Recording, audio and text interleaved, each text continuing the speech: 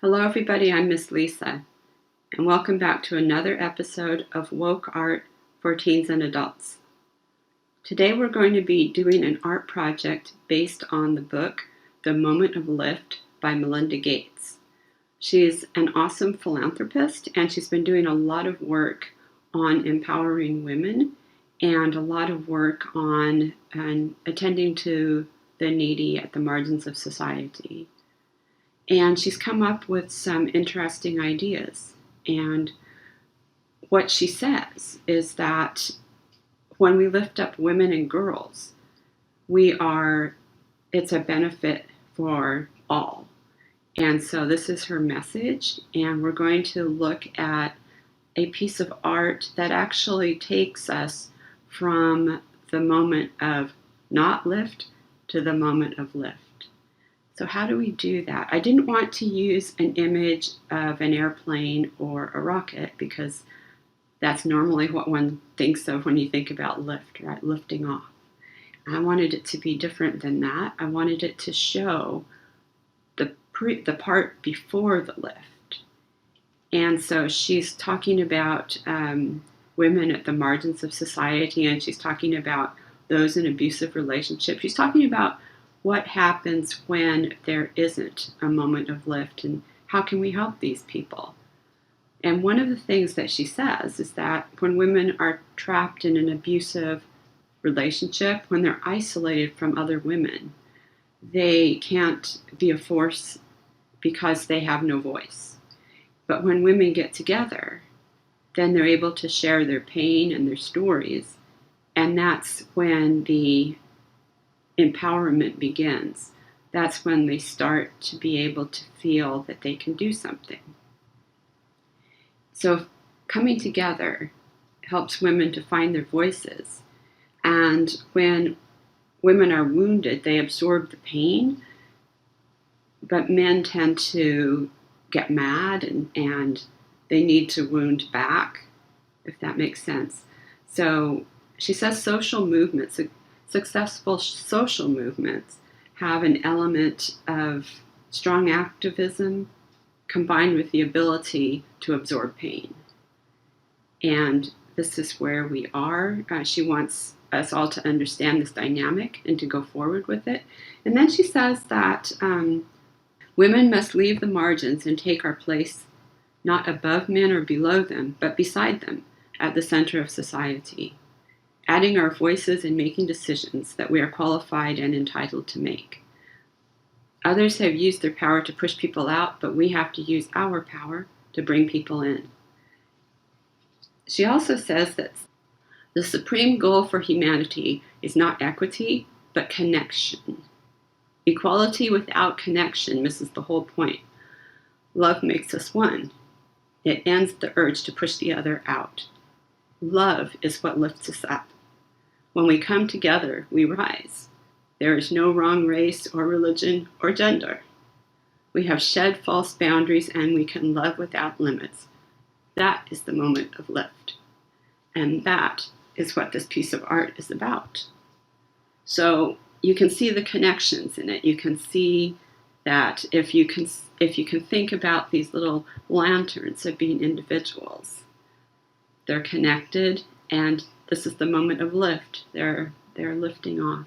I was thinking about lanterns as opposed to airplanes and rockets because I've been working with Kids Day, and we just celebrated Chinese New Year, and we made lanterns, and I've been thinking about the lift of these lanterns that go up into the air, right? They have a spark, they have a fire inside, and that heats the air, and the lantern rises. So with that, I'm going to start this art. And whenever I do, we're going to be using black watercolor.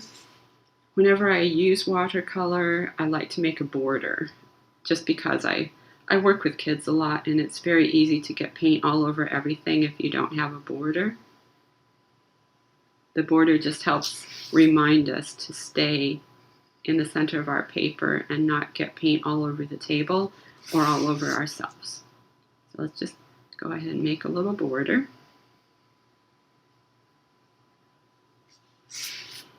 And while I'm doing this, I'm going to be describing some of the things that we're going to be using. You will need a piece of watercolor paper. It doesn't have to be watercolor paper, but the quality of watercolor paper helps if you're trying to do something where you've got a lot of paint on the paper. And when it's all one color, it's nice to have a good quality paper because you'll find that paint will go on evenly, more evenly than if you have a paper that's less quality and absorbs the color as you put it on. And then as you work, the paint that you put on first is going to be drying while the rest of it is wet. These papers stay a little bit wet during the process, so you don't have to worry about this drying effect. Now I'm going to be also using a black ink pen. This is a Papermate Flare. It doesn't matter what kind of ink pen you have, but it just helps to put a little bit of the detail in the bottom of the lanterns. You'll need a paintbrush, something that moves paint quickly. This one is a nice wide round. That shape is called a round, and it soaks up a lot of paint and it moves it quickly on the paper. This is called a flat. It's not round, it's kind of flat, and this is good for making corrections. I'm also going to be using some Crayola crayons. I've got yellow, white, orange, and apricot. And these colors are great for making a lantern that looks like it's glowing. And I've got an orange pastel for making the flame. I also have black watercolor paint. This is Crayola paint. And I've actually taken the little paint pot out of the tray. If you open your Crayola paints, those little pots come out. You can press them from behind, and you can actually buy replacements. If you're finding that you don't have any blue in your sets anymore, you can just buy blue. That's just a little snippet of information that you might find useful. So if you're a teacher, you can actually replace one color at a time as needed. But this is also really good for using your leftover paints. When you only have black left, you can do something like this. So I put it in this cup and I put more water in there on top of it. And the whole thing is just black paint now that I can use a lot faster and easier than resuspending the paint in the paint tray, one color at a time. I also have my water, my paper towels, and some salt. I've got some kosher salt, which is slightly larger grains, and I've got table salt. And I'm going to be using that to make these little star shapes in the sky. So here's an experimental piece that I did. I always do several experiments before I start a piece of artwork. And this was just looking at how the salt was going to interact with this paint on this paper, because it's different with different papers and different paints. But you might be able to see there, it gives little star shapes. And I wanted to put that behind my lanterns to make it look like they're rising in the night sky. Okay, so let's start with a drawing. We're going to be making the lantern shapes, and they're basically rectangles. I always draw lightly first, and then I'll go a little bit darker. So don't be surprised if you can't see much. Basically, I'm drawing this little parallelogram at the bottom of the lantern, and then just a sort of a rectangle shape, a slightly curved end to it. And I'm not overlapping them. They're all separate. And if you're an artist, you're probably wondering why they're all separate, because normally it's nice to have things overlapping. It kind of draws your eye around a piece of artwork, and it sort of ties it together. But I don't want them overlapping because they're going to start out being very isolated. they are not together.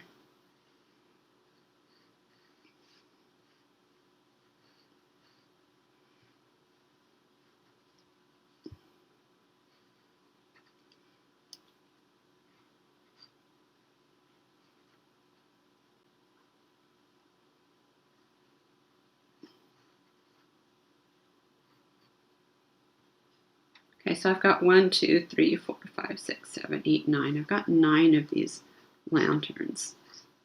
And I'm just going to go over them now with my Flair pen. This is a black felt pen. And you'll be able to see the shapes a lot better once I do this.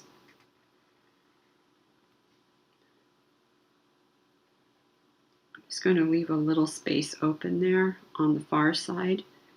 Now, in these lanterns, I don't know if you've ever seen one, but they're made with sort of tissue paper, and they have a little base on the inside. This is all open, but there's a little place where you can light a flame at the base. And so there's crossing wires at the bottom and usually a base of some sort.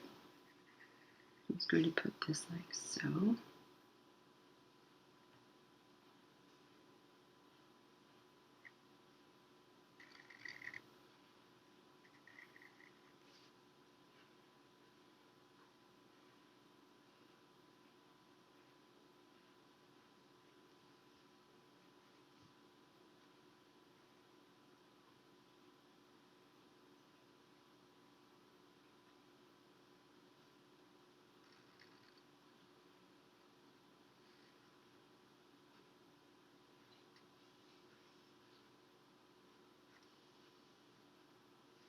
I'm kind of leaving the far side open so that we can have a flame. I'll show you what I mean in a minute.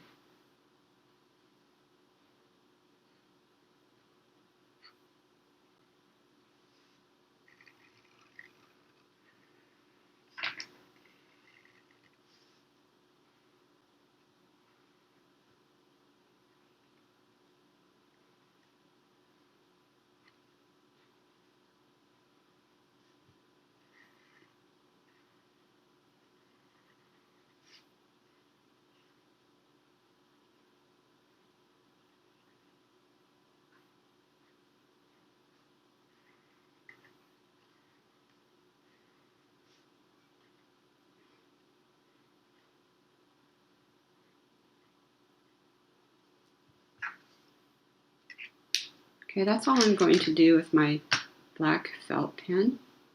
Now I'm going to take my pencil and I'm going to attach them all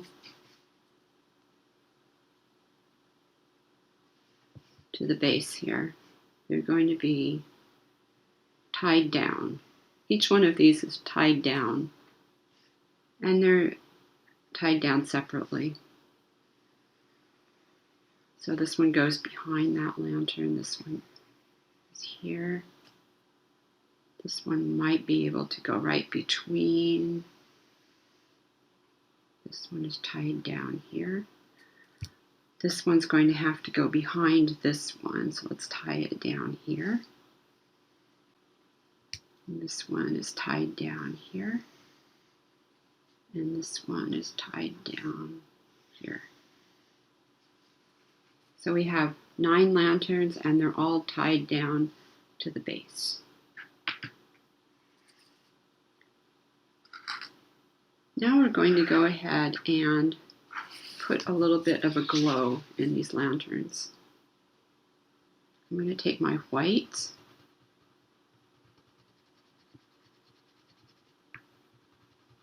and I'm pressing down pretty hard.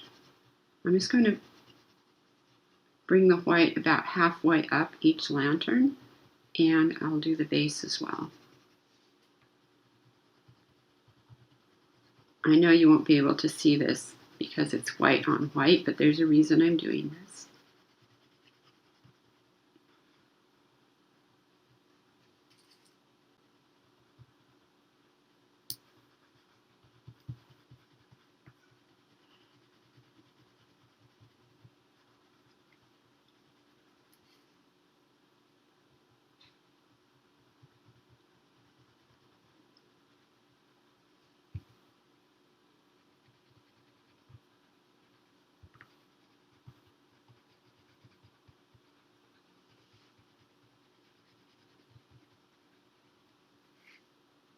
And like I said, I'm pressing down pretty hard. I want to put the white down there because it's what gives this nice glow to the lantern, and it's what helps me get the colors blending really nicely.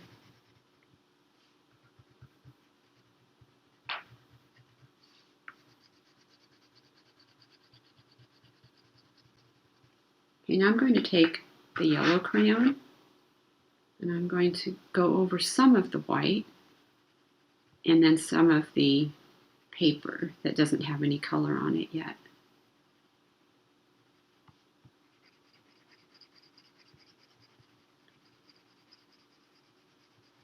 So the center of each lantern is going to be glowing yellow.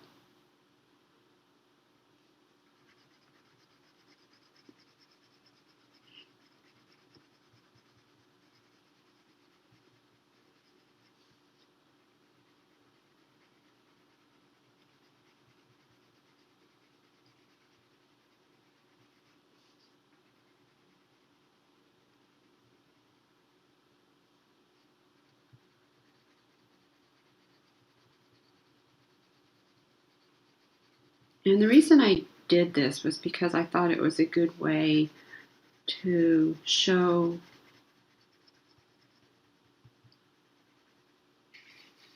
the potential to be empowered. But yet they're still tied down.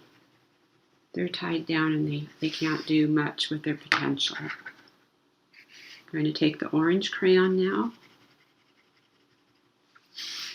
and put that on the far end. And I'm going to bring some of the orange into some of the yellow.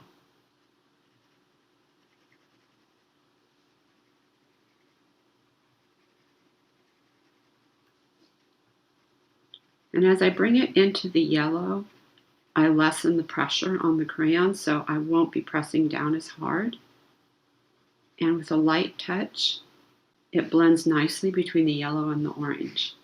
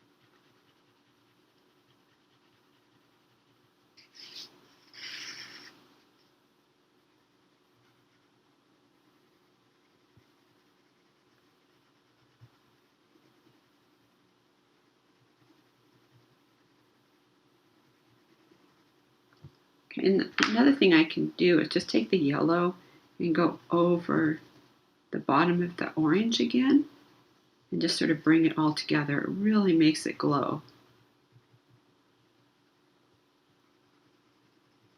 So I'm pressing hard now on the yellow into some of that orange, and I get a nice glowing effect when I do that.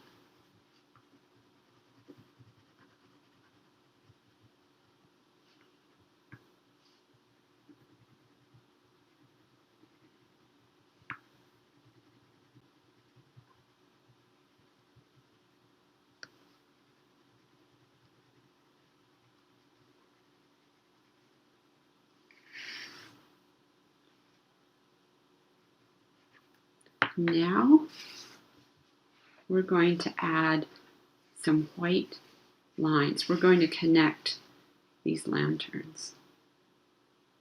So you're going to have to remember where you put the connections. You can connect them to the border as well, because you won't be able to see them.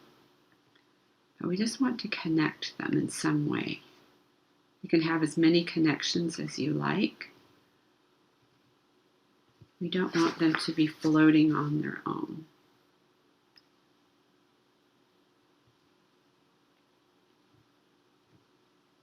Press down hard when you do this.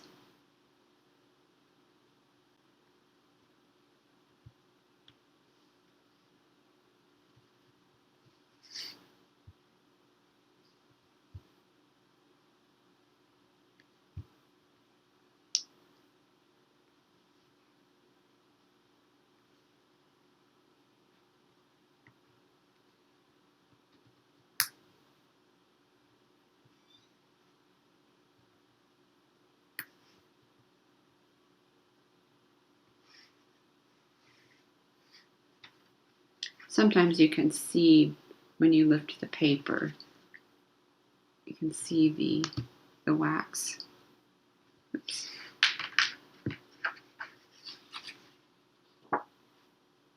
Okay, that looks pretty well connected. So now these individual lanterns are connected and they're sharing. What we're going to do now is light the flame.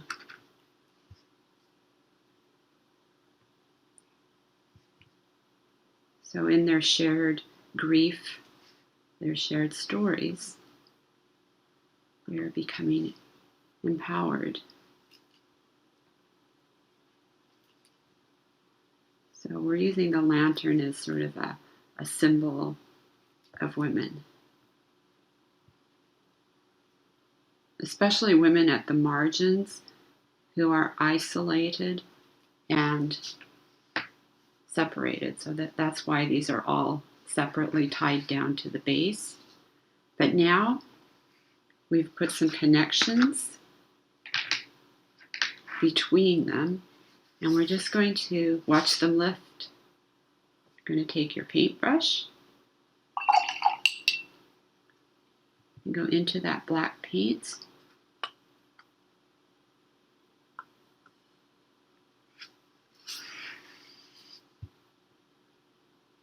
And we're going to paint right over the lines that hold them down.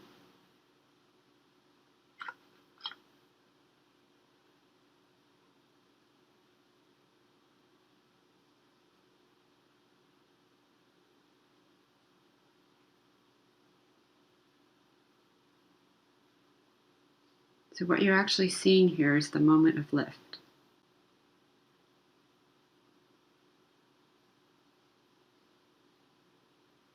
They are no longer tethered to the base. They are rising together.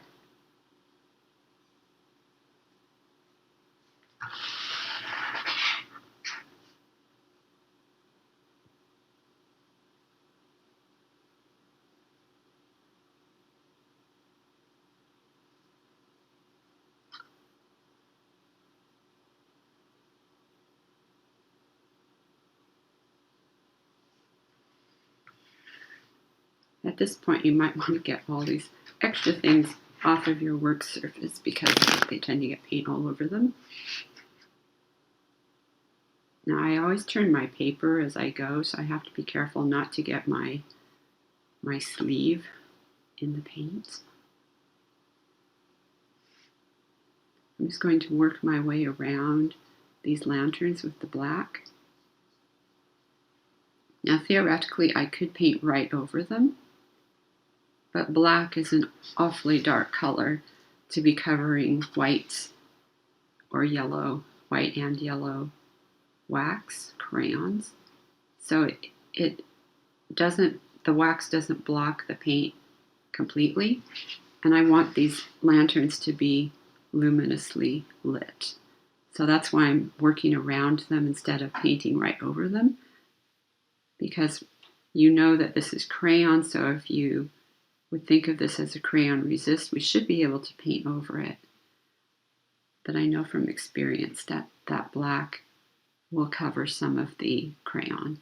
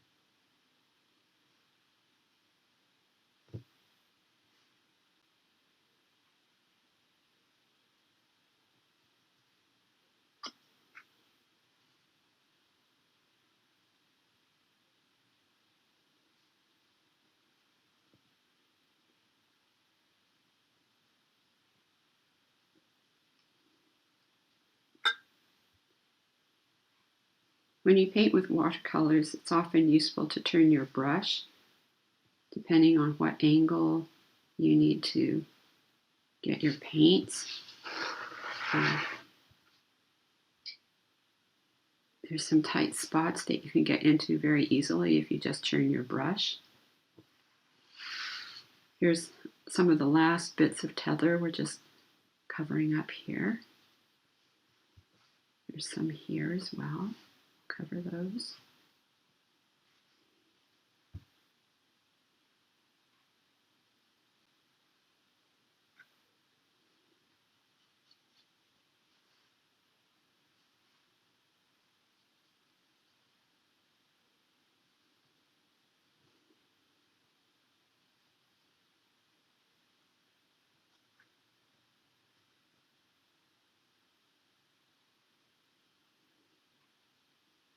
Now you can see all the connections.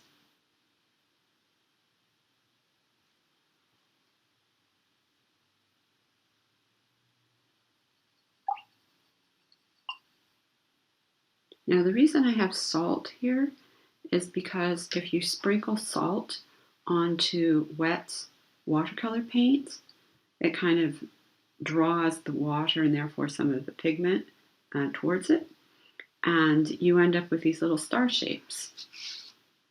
So this is what happens. Just hold that up so you can see it. So we're going to make some little star shapes because when there's stars up above and behind and down here, you can really get the feeling that the lanterns have lifted up into the sky because there's nothing down here to tie them to. There's just stars. Let's take the salt. We're just going to sprinkle some salt. Now I find that the smaller grains actually work better. So I'm also going to sprinkle some finer salt on top of this. And sometimes it works better if you let the paper dry partially. Sometimes it seems to work better if the paper is wet. So the other thing I would suggest you do, if you want to try this, is to sprinkle the salt on, and don't use too much, just a little bit of salt. Sprinkle some on and then let it do its thing. And if you don't see much happening, you can sprinkle more on a little bit later when it's not quite as wet. But this is actually working pretty well. I think you'll be able to see in the camera how some of these areas are starting to look like stars as the paint pulls away. You can see them here, and you can see them coming up down here. I'm not going to hold this up for the webcam because it's very wet, and those paints will just move right into my star shapes. I'm also going to take this flat paintbrush, the flat shape, and I'm going to pull off a little bit of the black paint on the white lines so that those lines are really visible. And this is pretty much the end of the project. Let me just finish by saying what we did today was a painting about the moment of lift. And we actually saw the moment of lift. We saw how when we made connections between these lanterns, we just saw them lift off the ground. They were no longer tied down.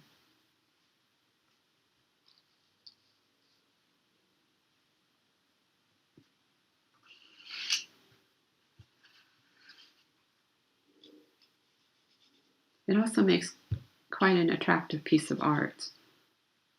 These are nice, warm, glowing lanterns, which is a nice feel against the black sky and the twinkling stars.